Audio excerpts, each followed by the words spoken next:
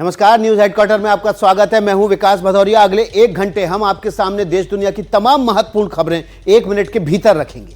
और नमस्कार आप सभी दर्शकों को, मैं आपके साथ आशुतोष चतुर्वेदी। आइए न्यूज हेडक्वार्टर की करते हैं शुरुआत इस वक्त की बड़ी खबर के साथ। विकास, देखिए, इस वक्त जो बड़ी खबर आ रही है वो है दिल्ली के चांदनी चौक इलाके में दिन दहाड़े 35 लाख रुपए की लूट हुई है।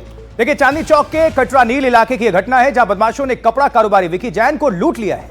आज दोपहर 2 बजे ये लोग आए और ऑफिस पर फायरिंग की। जैन से करीब 35 लाख रुपए लूटकर फरार हो गए। लुटेरों का तीसरा साथी भी सीढ़ियों पर मौजूद था और लुटेरों की तलाश में पुलिस की कई टीमें लगा दी गई हैं। तो बदमाशों ने कपड़ा कारोबारी विकी जैन को लूटा है। बिल्कुल, आज दोपहर की यह घटना है। 2 लोग आए और ऑफिस में घुसकर चांदनी चौक से व्यस्ततम इलाके नील कटरा में यहां पर 2 लुटेरे आए और 35 लाख रुपए विकी जैन नाम के कपड़ा व्यापारी से लूटकर फरार हो गए। कपड़ा शोरूम है और वहां पर फायरिंग भी हुई। उसके बाद से घटना को अंजाम दिया गया। और ज्यादा डिटेल के साथ मुकेश सिंह सेंगर हमारे सहयोगी जुड़ चुके हैं। मुकेश, क्या अब तक अपडेट है, क्या ये पूरी खबर? देखिए, 2 बजे की घटना है। चांदनी चौक के पास कपड़ा व्यापारी विनीत जैन थे। उनके शोरूम पर 2 लड़के आते हैं और कई राउंड फायरिंग करते हैं और फायरिंग करने के बाद वहां से जो कैश काउंटर था उससे 35 लाख रुपए लेते हैं, निकाल लेते हैं और वहां से फरार हो जाते हैं। हालांकि रात की बात यह है कि इस फायरिंग में किसी को गोली नहीं लगी है, लेकिन ये पूरी घटना जो है सीसीटीवी कैमरे में कैद हो गई है और पुलिस ने सीसीटीवी फुटेज को जब्त कर लिया है।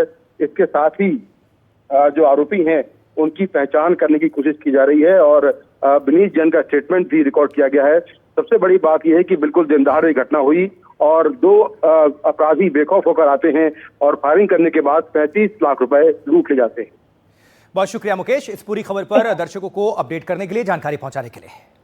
इस खबर से जुड़ा हुआ जो भी अपडेट होगा मुकेश सेंगर के जरिए सबसे पहले आप एनडीटीवी पर हासिल करेंगे। तो लुटेरों का तीसरा साथी सीढ़ियों पर था मौजूद, ये जान के मुताबिक। चलिए, इस खबर पर अपडेट आपको हमने कर दिया, आगे बढ़ते हैं। और ये खबर अरुणाचल प्रदेश से, जहां अरुणाचल प्रदेश में भारी बारिश की वजह से कई जगहों पर बुरा हाल है। अरुणाचल के अंजा जिले की एक तस्वीर सोशल मीडिया पर खुद किरण रिजिजू ने शेयर की है, जो बेहद डरावनी है।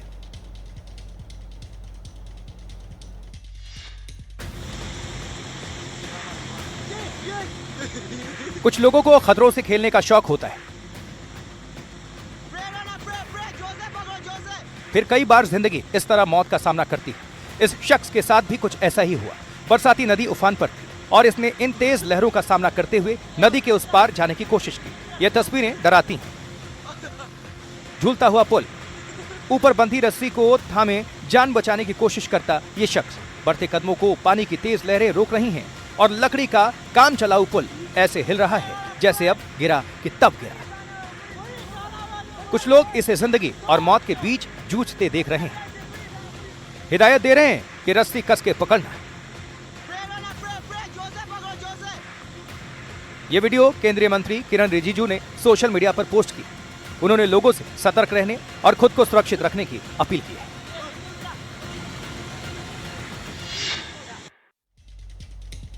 नॉर्थ ईस्ट में असम सबसे ज्यादा प्रभावित राज्य है और सिलचर की बात करेंगे तो बारिश ने 132 साल पुराना रिकॉर्ड तोड़ दिया है।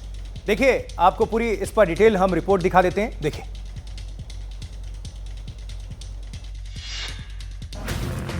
सिलचर असम के उन जिलों में शुमार है जो बारिश और बाढ़ से सबसे ज्यादा प्रभावित है। बाढ़ का पानी रिहायशी इलाकों में घुस गया है। मकान, दुकान, मंदिर सब डूबे हुए हैं। इस बरसात ने सारे रिकॉर्ड तोड़ दिए हैं। एक दिन में इतनी बारिश सिलचर के लोगों ने पहले कभी नहीं देखी। बारिश और बाढ़ से बेहद खराब हालात हैं। जून महीने के पहले दिन 415.8 मिलीमीटर बारिश हुई। इससे पहले सिलचर में साल 1893 में यानी 132 साल पहले 290.3 मिलीमीटर बारिश दर्ज की गई थी। अब जरा सड़कों और रास्तों की हालत देख लीजिए। एक एक कदम चलना मुश्किल है, लेकिन इन डूबी हुई सड़कों से होकर जाना मजबूरी है। आम आदमी और कर भी क्या सकता है। और ऐसी सड़क पर अगर गाड़ी बंद हो जाए तो क्या कीजिएगा। इस शख्स को देखिए, कमर तक पानी भरा है। भारी बाइक को खींचने के सिवा कोई चारा नहीं। बारिश की शुरुआत है और सामना रिमझिम फुहारों से नहीं, मूसलाधार बरसात से है। सिलचर समेत असम के कई जिलों के लोगों को फिलहाल इससे राहत मिलती दिखाई नहीं दे रही।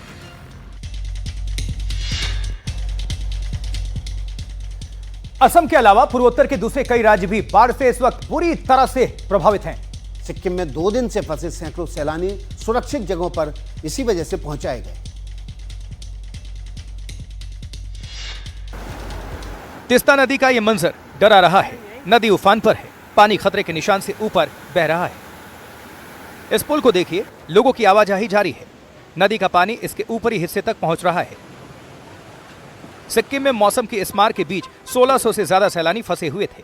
2 दिन बाद इनको निकालकर सुरक्षित जगहों पर पहुंचाया गया। We started in the morning around 8 o'clock from Lachung, and approximately the tourist count is 1600, including 750 male and 560 approx female, and children are 380. Multiple landslides across Lachung to Phedan. So around 8 to 10 landslides were there, and we were trying to clear it all. So last night evening only it got cleared, and today morning we started our work. Sikkim में अलग अलग जगहों पर प्रशासन अब हालात सामान्य करने में जुटा है। सड़कें और रास्ते दुरुस्त किए जा रहे हैं।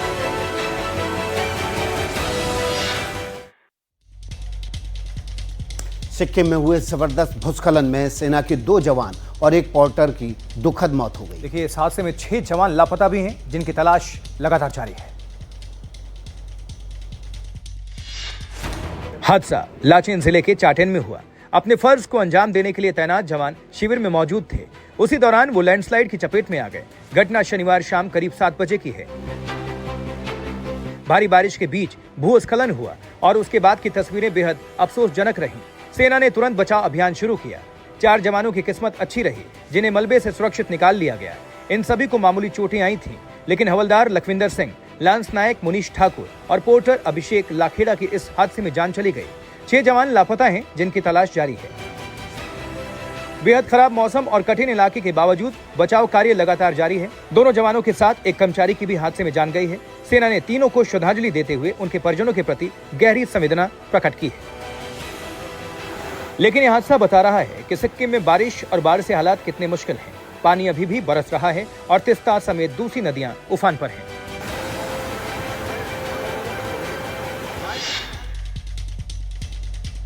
जहां तो असम का एक एक इलाका इस वक्त भारी बाढ़ की चपेट में है। कई इलाकों की तस्वीरें आप देखेंगे तो दांतों तले उंगलियां दबाने पर मजबूर होंगे। भारी बाढ़ के बाद असम के लखीमपुर में कुछ ऐसा ही वीडियो सामने आया है। इस रिपोर्ट में देखिए। चारों तरफ पानी ही पानी, जहां तक नजरें जाती हैं सिर्फ पानी ही पानी नजर आ रहा है। इन भयावह तस्वीरों के बीच एक मां अपने बेटे के साथ जिंदगी बचाने की जद्दोजहद कर रही है। इलाके में चारों ओर सैलाब है। इस बीच देखिए कैसे इस महिला ने अपने बेटे के बाद खुद को बचाने के लिए केले के तने को नाव का रूप दे दिया। केले के तने पर माँ बेटे सवारी कर रहे हैं और खुद की जान बचाने की कोशिश कर रहे हैं। ये वीडियो असम के उत्तर लखीमपुर का है, जहाँ हर किसी का यही हाल है। चारों तरफ सैलाब का तांडव है और बीच में वो फंसे हुए हैं। लखीमपुर के घुनासूती और दूसरे इलाकों में भारी जलभराव है। जानकारी के मुताबिक 200 से ज्यादा गांव बाढ़ की चपेट में हैं। अल्फा मथौरी जैसे क्षेत्रों में बाढ़ ने भारी तबाही मचाई है और 14 गांवों पर गंभीर खतरा मंडरा रहा है। बारिश के साथ साथ north eastern electric power corporation का पानी छोड़े जाने से जल स्तर और बढ़ गया।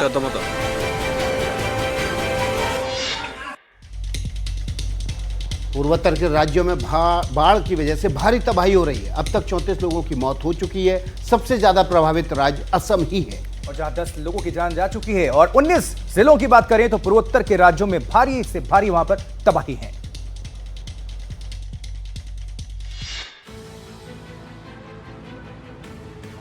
नॉर्थ ईस्ट में भारी बारिश का कहर जारी है। बादल ऐसे बरस रहे हैं कि रुकने का नाम नहीं ले रही। ज्यादातर नदियां उफान पर हैं। असम के अलग अलग जिलों में बहुत बड़ी आबादी इसकी चपेट में है। जोरहाट की ये तस्वीरें देखिए। सड़कें पानी से लबालब हैं, खेत डूबे हुए हैं, सड़क कहां है पता ही नहीं चल रहा। दूर दूर तक ऐसा ही मंजर नजर आ रहा है। जिधर नजर दौड़ाइए वहां पानी ही पानी दिखाई देता है।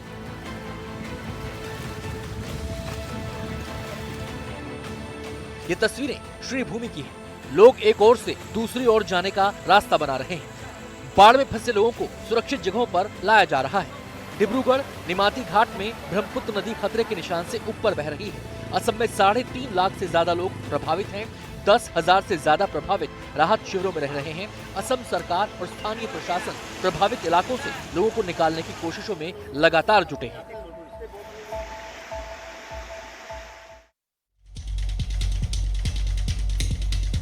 देखिए, असम में गुवाहाटी वो शहर है जो भारी बारिश से सबसे ज्यादा इस वक्त प्रभावित है और जगह जगह जलभराव की स्थिति है। लोगों का जीवन बुरी तरह से अस्त व्यस्त है। अब आपको ये बताते हैं कि असम में किस तरह से सबसे ज्यादा प्रभावित हुआ है, कौन कौन से ऐसे इलाके हैं जहां सबसे ज्यादा बारिश और बाढ़ का कहर बरपा है।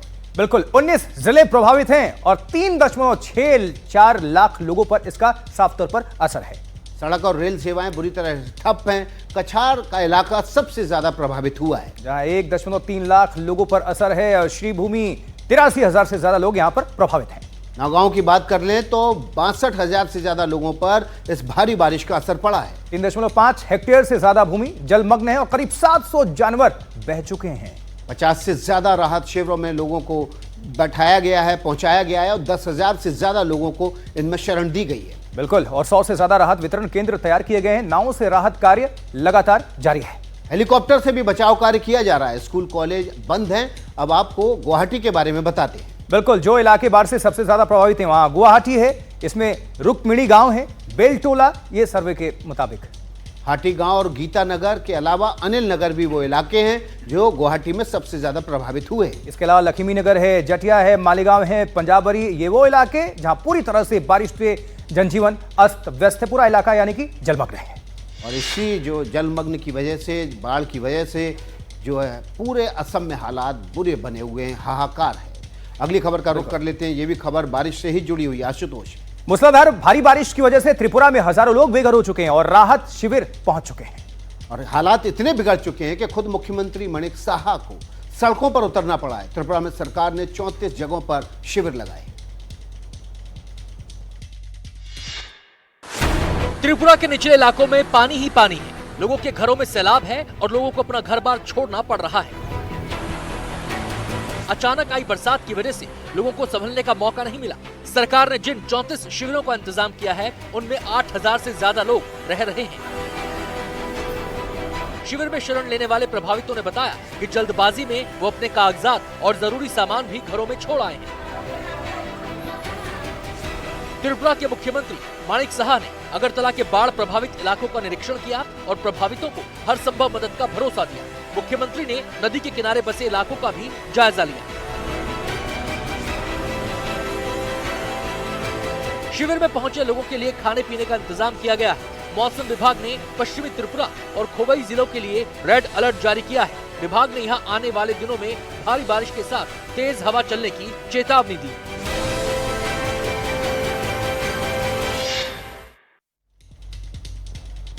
अब बात उत्तर के पहाड़ी राज्य हिमाचल प्रदेश की कर लेते हैं। यहां पर भी नदियां उफान पर हैं। लोगों की मुसीबत में जबरदस्त इजाफा हुआ है। देखिए, लेकिन रोहतांग दर्रे में हो रही बर्फबारी ने नजारा बेहद खूबसूरत कर दिया है। इस बर्फबारी से सैलानी बेहद खुश हैं, उत्साहित हैं और उनकी आमद भी बढ़ चुकी है। लगातार हो रही बर्फबारी से रोहतांग पास का पूरा इलाका सफेद चादर से ढक गया। चारों तरफ हो रही बर्फबारी ने मौसम बदल दिया तो सैलानियों का जमावड़ा भी शुरू हो गया, जो इस नजारे को अपने कैमरों में कैद कर रहे हैं और बर्फबारी का लुत्फ भी ले रहे हैं। कई जगह बर्फ की 10 फीट मोटी परत जम गई है। बहुत अच्छा लग रहा है यहाँ पे। दिल्ली के मुकाबले तो कुछ भी दिल्ली से ज्यादा बेटर है यहाँ पे। दिल्ली में अभी इस वक्त बहुत गर्मी है। 31 मई से रोहतांग पास में हल्की बर्फबारी शुरू हुई और धीरे धीरे बढ़ती चली गई। इस साल मई में ये इलाका पर्यटकों के लिए खोल दिया गया था। वेदर तो इधर बहुत अच्छा है, पूरा सुहाना मौसम हो रखा है और दिन में हल्की हल्की धूप रहती है और अभी थोड़ा ठंडा मौसम है। हालांकि बर्फबारी की वजह से इस इलाके की सड़कों में फिसलन है, लिहाजा प्रशासन ने दिशा निर्देश जारी किए हैं। रोहतांग पास में बर्फबारी के दौरान पर्यटक स्कीइंग, स्नोबोर्डिंग और स्नो स्कूटर राइड करने पहुंचते हैं। इस बर्फबारी के बीच मनाली शहर में भी मौसम खुशनुमा हो चुका है।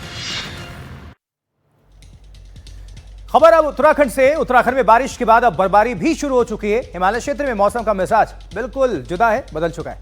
हेमकुंड साहिब से चिनाब वैली तक जबरदस्त बर्फबारी हो रही है।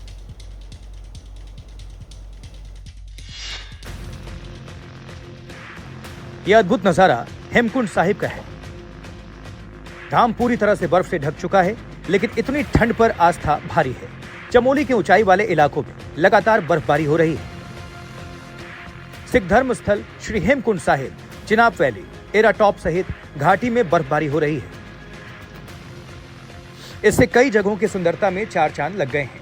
चमोली जिले में 15,500 फीट की ऊंचाई पर स्थित श्री लोकपाल और हेमकुंड साहिब धाम में ताजा बर्फबारी हुई है। श्रद्धालु हेमकुंड साहिब के दर्शन के साथ साथ बर्फबारी का भी मजा ले रहे हैं। हालांकि जून महीने की शुरुआत में इस तरह की बर्फबारी बहुत कम देखी जाती है। लगातार हो रही बर्फबारी से निचले इलाकों में तापमान गिर गया है। चमोली में लगातार हो रही बर्फबारी के बावजूद हेमकुंड साहिब में श्रद्धालुओं का आना जारी है। रविवार को यहां 2000 से ज्यादा श्रद्धालु दर्शन करने पहुंचे।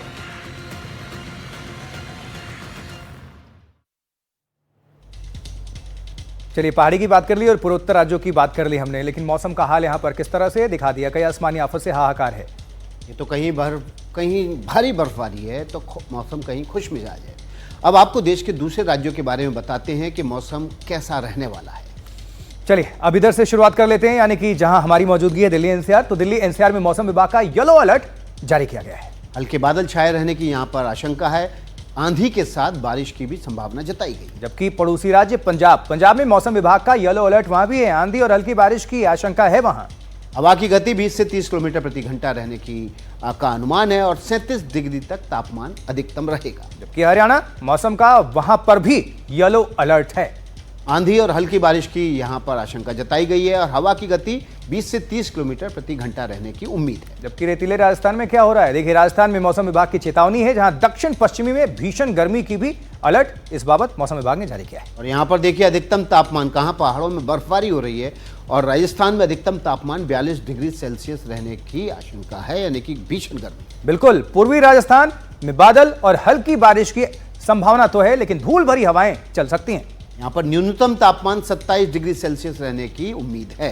जबकि बिहार में क्या हो रहा है, जहां कुछ दिन के बाद चुनाव है, कुछ महीनों बाद बिहार में भारी बारिश का अलर्ट है और राजधानी पटना में, गया में, अन्य जिलों में गरज चमक के साथ भारी बारिश हो सकती है।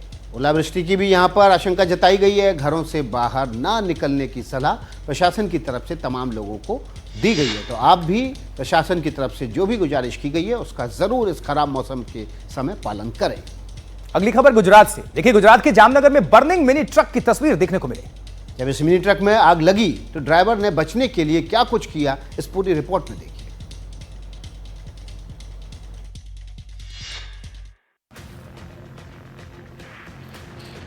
आपको ड्राइवर की हिम्मत की दाद देनी होगी। पूरे ट्रक में आग लग चुकी है, चारों तरफ शोले भड़क चुके हैं और ड्राइवर अपने मिनी ट्रक को डैम की ओर ले जा रहा है।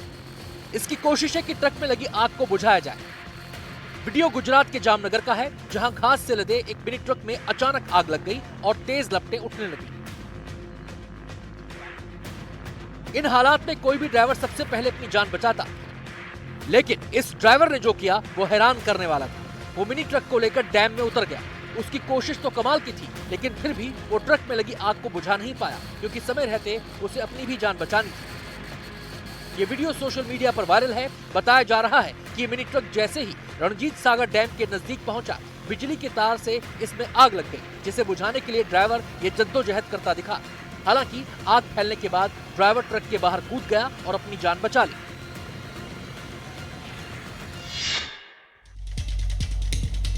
कोशिशें हमेशा कामयाब नहीं होती, कई बार होने को कुछ और मंजूर होता है, लेकिन ड्राइवर की कोशिश वाकई लाजवाब थी। खबर दिल्ली से है। यहाँ पर भी आग का एक बड़ा हादसा हो गया। छतरपुर में ये बड़ा हादसा होते होते टल गया। यहाँ एक इमारत की दूसरी मंजिल पर आग लग गई और जिसे समय रहते बुझा लिया गया।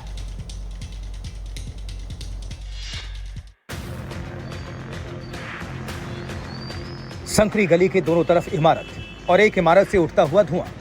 दिल्ली के छतरपुर इलाके की बहुमंजिला इमारत में बने कॉल सेंटर में आग लगी और अफरा तफरी मच गई। यह आग गली नंबर 22 की इमारत के दूसरी मंजिल पर लगी।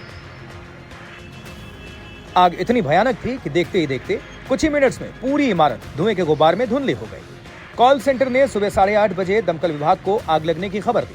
मौके पर फायर ब्रिगेड की 4 गाड़ियां पहुंची और समय रहते आग पर काबू पा लिया गया। आग बुझने के बाद बहुत देर तक कूलिंग का काम जारी रहा ताकि दोबारा आग ना भड़के। रात की बात यह है कि घटना के वक्त कॉल सेंटर बंद था।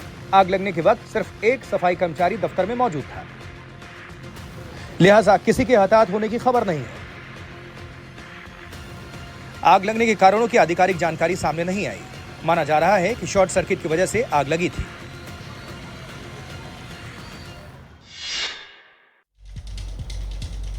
अब खबर जम्मू कश्मीर से। जम्मू कश्मीर के कठुआ में कुछ लोगों को संदिग्ध हालत में देखा गया है और इसकी जानकारी मिलते ही सुरक्षा बल ने इलाके को घेर लिया और कॉम्बिंग ऑपरेशन शुरू कर दिया गया है।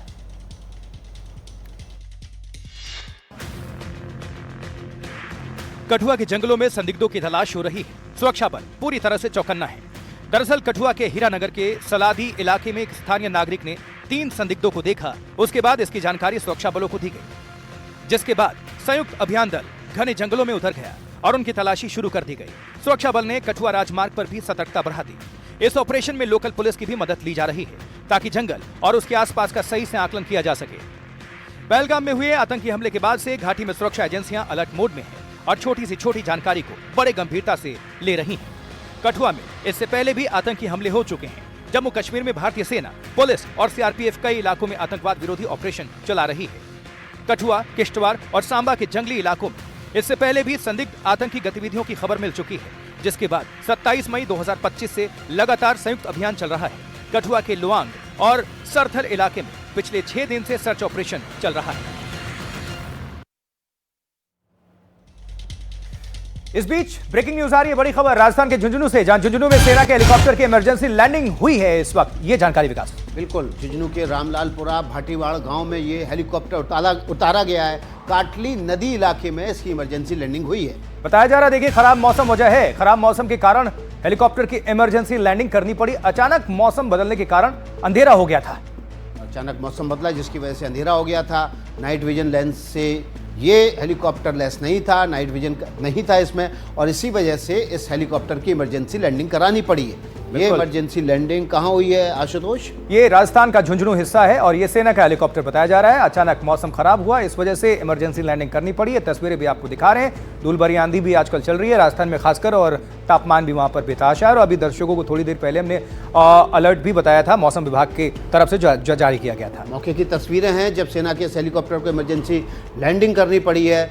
झुंझुनू के रामलालपुरा भाटीवाड़ गांव के पास इस हेलीकॉप्टर को उतारना पड़ा मौसम खराब होने की वजह से।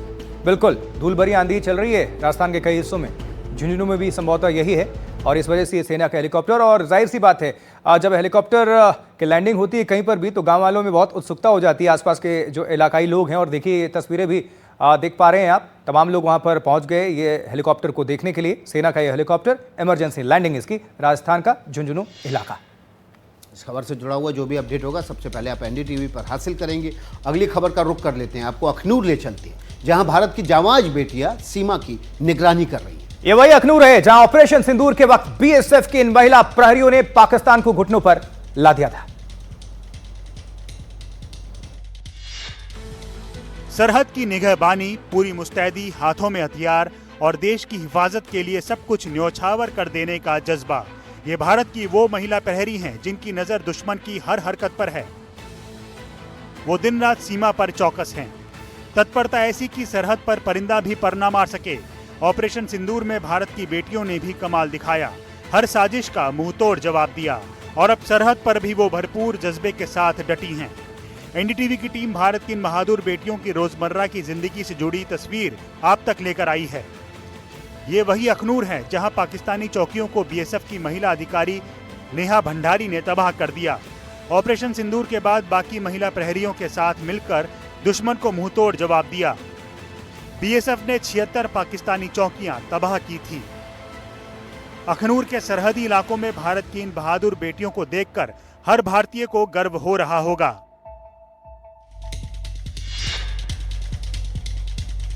जी हाँ, तो ये वही अखनूर है जहां ऑपरेशन सिंदूर के वक्त बीएसएफ की इन महिला प्रहरियों ने पाकिस्तान को घुटनों पर ला दिया था। जैसा कि आपको हमने बताया, रिपोर्ट दिखाया, हमारी टीम भी अखनूर पहुंची और वहां से सुरक्षा हालात का जायजा भी लिया गया। एनडीटीवी की टीम ने बीएसएफ की महिला जवानों से बात की है। देखिए ग्राउंड जीरो से मुकेश सिंह सेंगर की रिपोर्ट।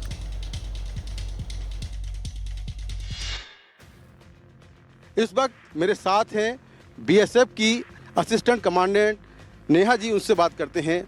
नेहा जी, ये बताइए कि जब आपकी ड्यूटी थी ऑपरेशन सिंदूर के दौरान, तो आपको क्या रिस्पॉन्सिबिलिटी मिली थी यहाँ पे? मैं यहाँ पर कंपनी कमांडर थी, उस कंपनी की जो कि आईबी पर डिप्लॉयड थी। तो मेरी जिम्मेदारी थी कि अपनी कंपनी की सुरक्षा रखना है और साथ में आईबी की भी सुरक्षा करना है और पाकिस्तान की किसी भी कार्रवाई का मुंह तोड़ जवाब देना है। सारे ही ऑफिशियल्स, भले वो डीजी बीएसएफ से लेके आईजी जम्मू या डीआईजी सुंदरबनी, मेरे खुद के कमांडेंट, सभी बहुत अलर्ट थे और उनने हमें काफ़ी चीज़ें बताई थी कि क्या करना है क्या नहीं करना है। तो हमने सारी तैयारियां शुरू करवा दी थी। और जब एक्चुअल में ये सारी लॉन्च हुई हमारी तरफ से पाकिस्तान में, तो पाकिस्तान ने भी अपने तरफ से शेलिंग करी, गोलियां चलाई, तो उसका जवाब हमने मुंह तोड़ दिया। हमने भी अपनी तरफ से गोलियां चलाई और गोले चलाई। जम्मू कश्मीर में हालात धीरे धीरे अब बदल रहे हैं। पहलगाम के बाद सैलानी कम जरूर हुए, लेकिन अब आवाजाही फिर से बढ़ रही है। दूसरे देशों के सैलानी भी घाटी पहुंच रहे हैं। थाईलैंड से बाइकर्स का एक ग्रुप भी वहां पर पहुंचा हुआ है। इस जोश का कहना ही क्या, थाईलैंड से आए ये मेहमान बेहद खुश हैं। श्रीनगर पहुंचने के बाद ये डल लेक देखने पहुंचे।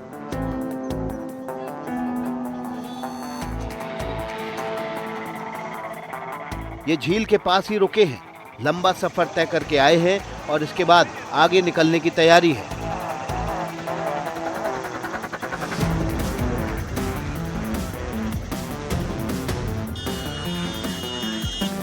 ये विदेशी मेहमान कश्मीर की खूबसूरती का दीदार कर काफी खुश नजर आ रहे हैं। ग्रुप में तस्वीरें खिंचवा रहे हैं और नारे लगा रहे हैं।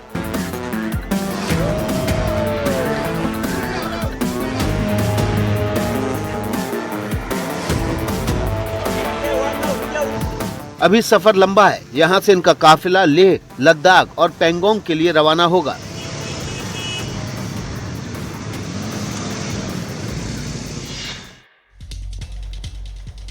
इधर खबर बिहार से, जहां बिहार की राजधानी पटना में रेप पीड़िता की मौत के बाद जबरदस्त हंगामा मचा। कांग्रेस ने नीतीश कुमार के खिलाफ जबरदस्त प्रदर्शन किया और सड़कों पर कोहराम मच गया। बिहार में विधानसभा चुनाव नजदीक है। ऐसे में किसी भी मुद्दे पर सियासी रंग चढ़ने लगा है। मुजफ्फरपुर से पटना लाई गई एक रेप पीड़िता की मौत हो गई। कांग्रेस का आरोप है कि इलाज में देरी की वजह से उसकी जान चली गई। इसके लिए कांग्रेस ने हल्ला बोला और नीतीश सरकार के खिलाफ मोर्चा खोल दिया। जो घटना बिहार में घटी है महिलाओं के साथ, वो अत्यधिक दुखद है। इसको शब्दों में बयान नहीं जगह कर सकता है। बिहार में ये पहली बार नहीं हुआ, लगातार ऐसी चीजें होती जा रही हैं। मेरा मानना उसका सबसे बड़ा कारण ये है, जितने भी बलात्कारी हैं उनके ऊपर सही से कार्रवाई ये बीजेपी जेडीयू वाले नहीं करते।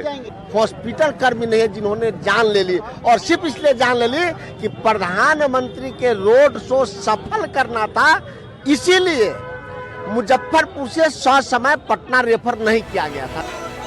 26 मई को मुजफ्फरपुर में 9 साल की दलित बच्ची के साथ दरिंदगी की गई थी, जिसके बाद उसकी मौत हो गई। प्रदर्शन के दौरान कई कार्यकर्ताओं को हिरासत में लिया गया। कांग्रेस ने पीड़िता के परिजनों को न्याय देने की मांग की है।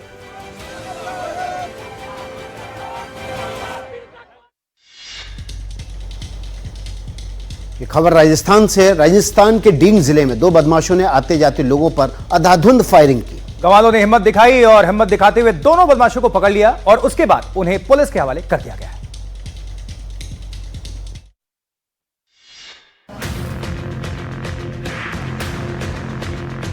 डींग के सुनहरा गांव की ये तस्वीरें देखिए। छत पर खड़े बदमाशों की करतूत से यहां अफरा तफरी मच गई थी। दोनों बदमाश राह चलते लोगों पर गोलियां बरसा रहे थे। कई लोग बाल बाल बचे। सरपंच प्रत्याशी के पैर में छर्रे लगे हैं।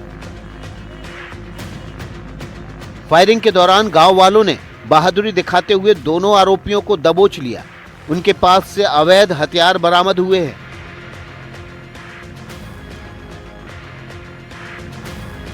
जानकारी मिलने के बाद स्थानीय पुलिस मौके पर पहुंची। दोनों आरोपी गिरफ्तार किए गए हैं। स्थानीय लोगों में दहशत का माहौल है। पुलिस जांच में जुटी है। फायरिंग के पीछे की मंशा का पता नहीं चल पाया है। गांव में कुछ पुलिस जवान तैनात किए गए हैं।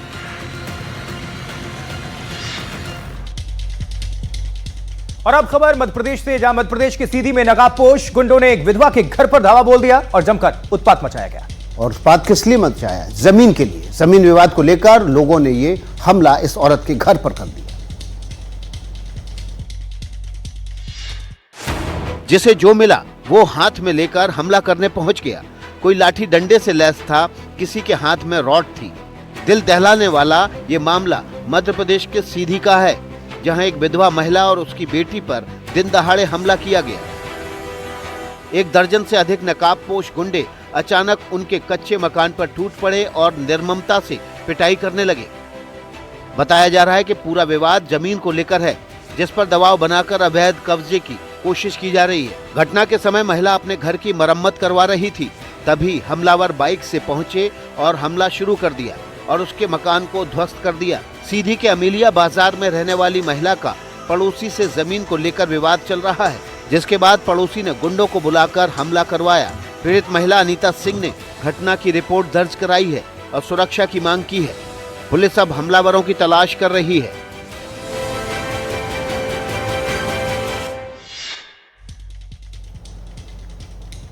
अब आपको बेंगलुरु की एक चौंकाने वाली तस्वीर दिखाते हैं।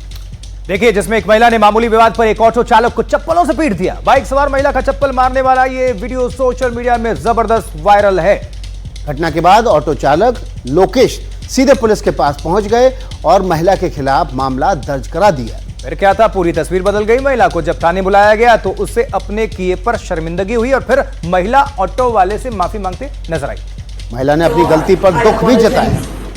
बताया जा रहा है कि महिला ऑटो के बगल से निकल रही थी, तभी बाइक और ऑटो में टक्कर हो गई और महिला ने आरोप लगा दिया कि ऑटो वाले ने उसे जानबूझकर टक्कर मार दी। सड़क पर ही हंगामा मच गया। सोशल मीडिया पर यह मारपीट करने वाला वीडियो जबरदस्त वायरल है और साथ ही माफी मांगने का वीडियो भी अब वायरल हो रहा है। दोनों तस्वीरें आपको दिखा रहे हैं, एक तरफ चप्पल मारने वाला और दूसरी तरफ माफी मांगने वाली। ये खबर बेंगलुरु से है, जहां पर एक महिला की बाइक ऑटो से टकराई और उसके बाद महिला ने ऑटो ड्राइवर पर थप्पड़ों की बरसात कर दी। वैसे सड़क पर विकास अक्सर कहीं पर भी देश के किसी हिस्से में आप देखिए, लोगों में पेशेंस की बहुत कमी होती जा रही है। थोड़े भी अगर बात अगर संयम से हो सकी और सॉरी से बात बन जाए, फिर भी लोग मारपीट पर उतारू हो जाते हैं। देखिए, मारपीट पर उतारू होना अलग मसला है, लेकिन यहाँ तो चप्पल हाथ में लेकर उससे पिटाई की गई। मतलब आप जानबूझकर ड्राइवर को जलील करना चाहते थे। लेकिन चप्पलों से तो मार दिया, लेकिन अब माफी की मार पड़ी है मैडम पर।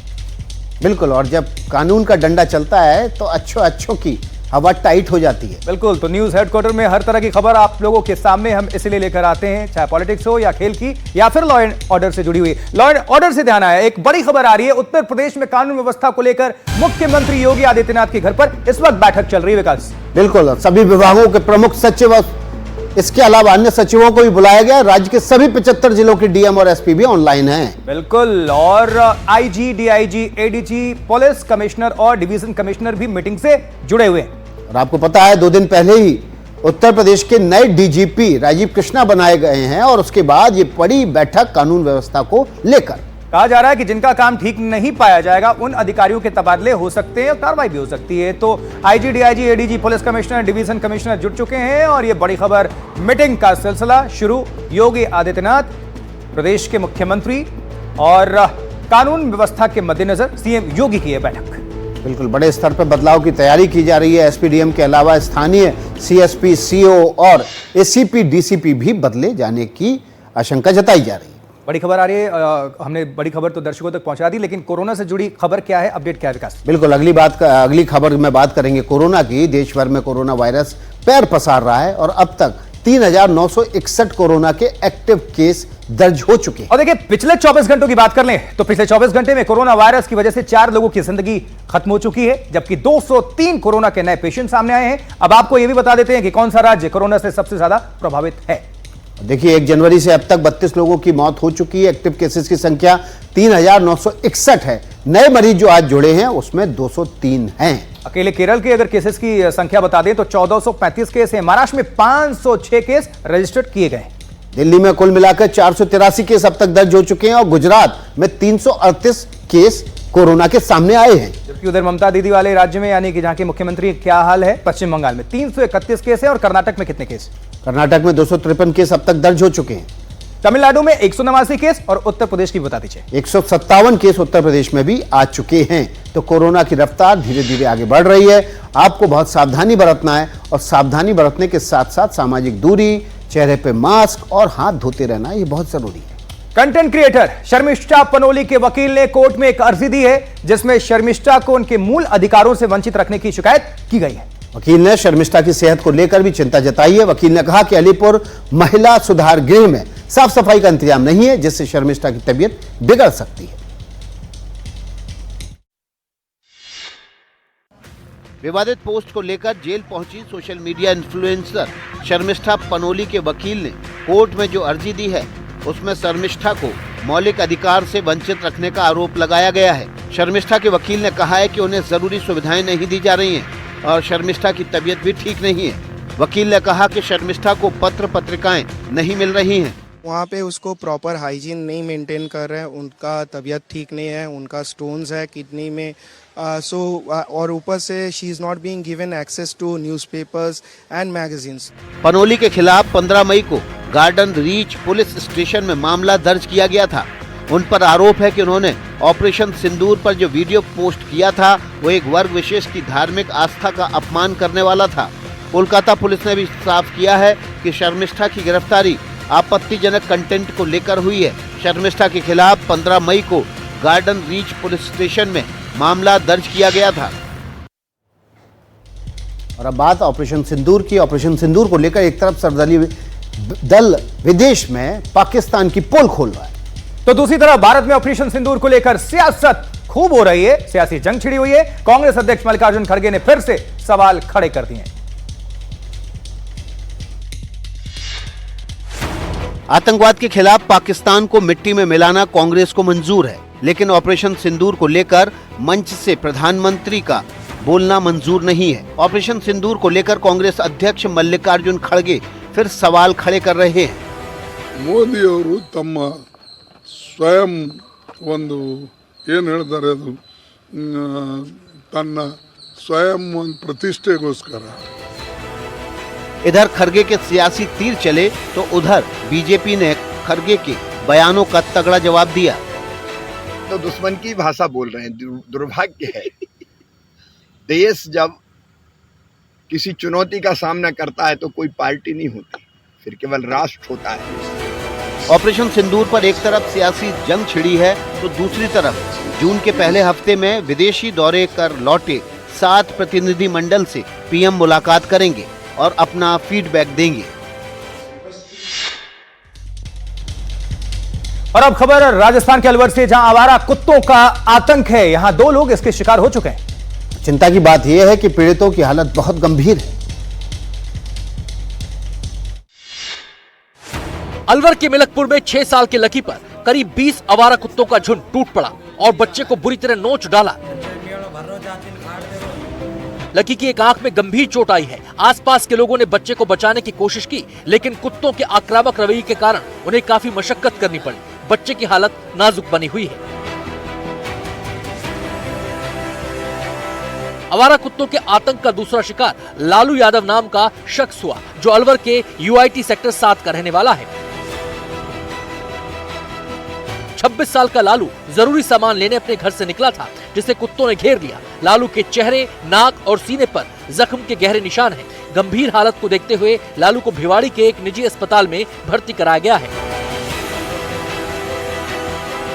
अलवर के कुछ इलाकों में आवारा कुत्तों ने कोहराम मचा रखा है, लेकिन प्रशासन की तरफ से एहतियाती कदम नहीं उठाए गए हैं।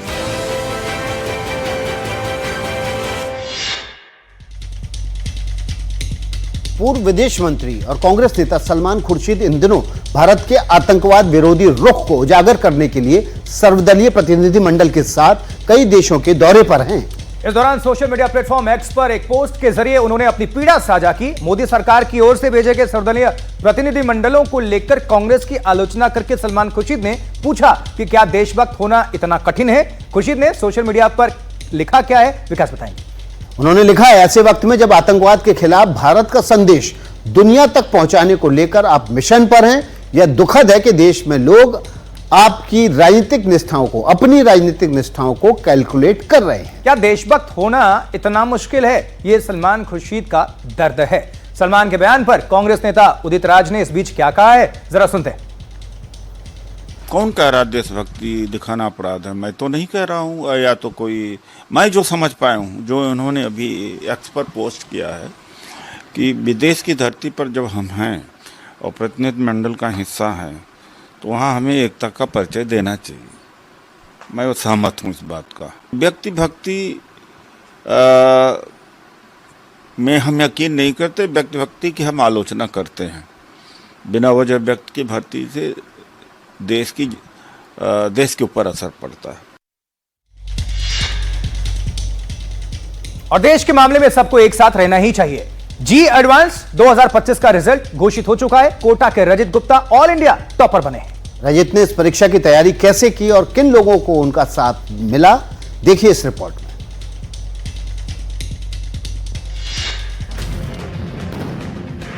जेईई एडवांस 2025 में अव्वल होने वाले रजित गुप्ता उसी समय पढ़ते थे जब उनका मन करता था, लेकिन जब भी पढ़ाई करते थे पूरे फोकस और समर्पण के साथ करते थे।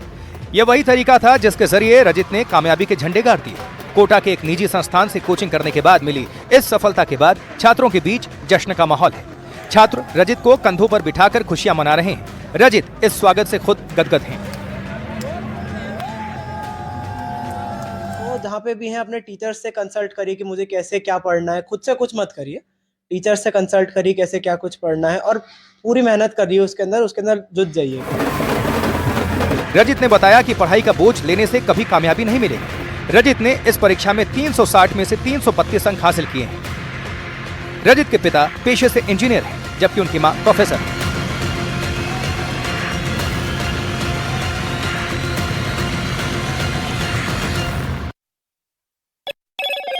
Hello, Moto. Motorola, India's leading AI smartphone brand. और अब नजर Motorola presents video of the day पर।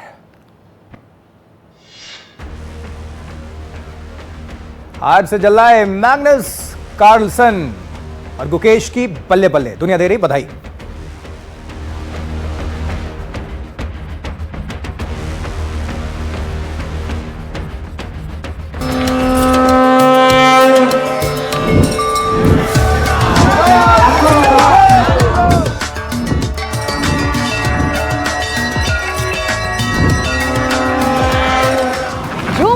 धरती और गगन, इठलाती सरयू भी है मगन।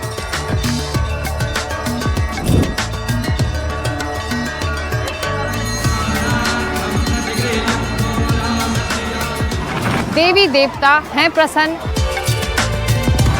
राम की नगरी में है जश्न, आज प्रफुल्लित है मन।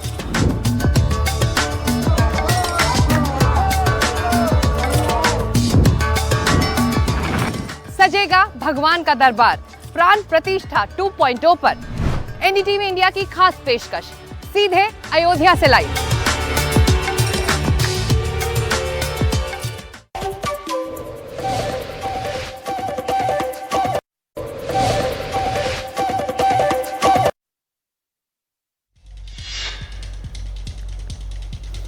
ब्रेक के बाद न्यूज हेडक्वार्टर में आपका स्वागत है। खबरों के सिलसिले को आगे बढ़ा लेते हैं और बात कर लेते हैं वेंकटेश्वर भगवान की।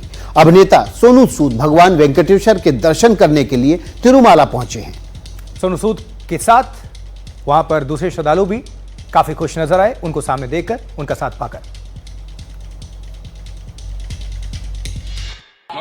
फिल्म अभिनेता और समाज सेवी सोनू सूद आज आंध्र प्रदेश के तिरुमाला स्थित श्री वेंकटेश्वर स्वामी मंदिर पहुंचे। उनके साथ उनका परिवार भी मौजूद था। दर्शन के बाद सोनू बाहर निकले तो काफी लोग साथ चलने लगे। इनमें मंदिर प्रबंधन से जुड़े लोग और श्रद्धालु शामिल थे।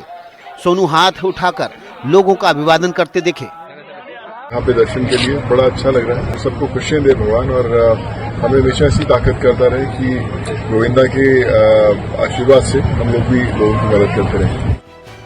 मंदिर परिसर में मौजूद श्रद्धालुओं ने उन्हें घेर रखा था। तस्वीरें और सेल्फी का दौर चल रहा था। मंदिर प्रबंधन से जुड़े लोग भी उनके साथ फोटो खिंचवा रहे थे। सोनू ने किसी को मायूस नहीं किया। भगवान वेंकटेश्वर का ये मंदिर हिंदू धर्म में विशेष धार्मिक महत्व रखता है। यहाँ हर साल लाखों श्रद्धालु दर्शन के लिए आते हैं। सोनू सूद की मौजूदगी आज मंदिर परिसर को अलग रौनक दे गई।